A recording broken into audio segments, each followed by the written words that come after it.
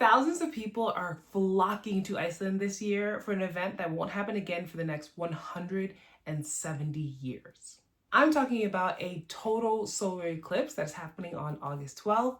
And if you're planning to come to Iceland or even just thinking about it, here are 3 things that you absolutely need to know before you try and see this once in a lifetime event. First off, the ability to see the total solar eclipse is not possible in every part of the country.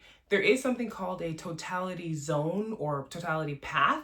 And in the shaded area over here, you can see that path. Since that totality path only covers certain areas of the country, you have to be in certain spots in order to possibly see it at all. Because I know people want the inside scoop on what are the best spots to possibly see the total solar eclipse.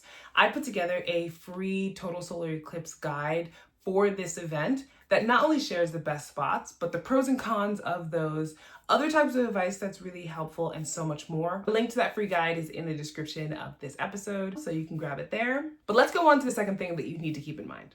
The weather in Iceland is notoriously variable, and this event is no exception. Nobody knows exactly what the weather will be like on August 12th until we get to the day. And even on the day, the weather is bound to change drastically, as it does almost every day in Iceland. It can be cloudy one moment, clear skies, raining, could even snow. Who knows? Yeah, I know. Summertime is not exempt from snow in Iceland. However, we are keeping our fingers crossed. And one way that you can keep up with the potential cloud coverage, because that's like one of the biggest factors that you have to keep in mind when planning for this event, is that the Icelandic Met Office has a cloud coverage map.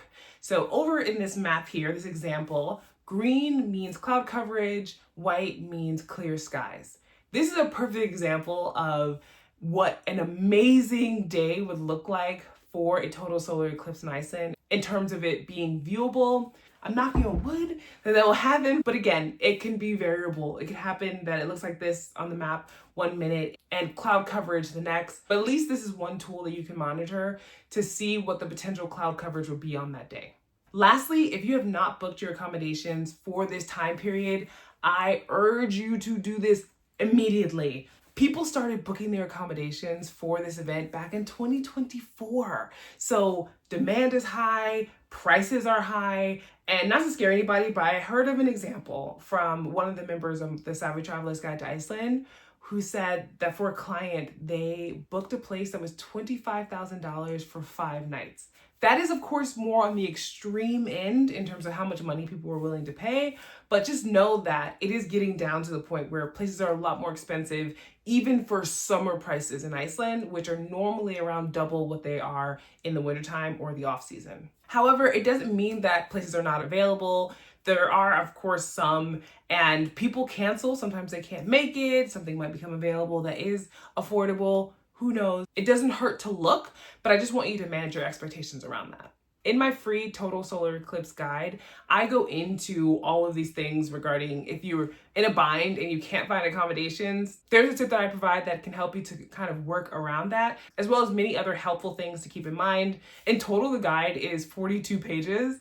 And that's just because I couldn't help but like just add in things that I thought would be as helpful as possible as people are preparing for this once in a lifetime event. So if you want to grab that free guide that's in the description of this episode, feel free to get it and share it with anybody else who you know is interested in potentially coming or is already definitely coming to see the total solar eclipse this year. Also, let me know if you are planning to come for the total solar eclipse and if you're super excited for it, because I definitely am. As always, thank you so much for watching, and I'll see you in the next one.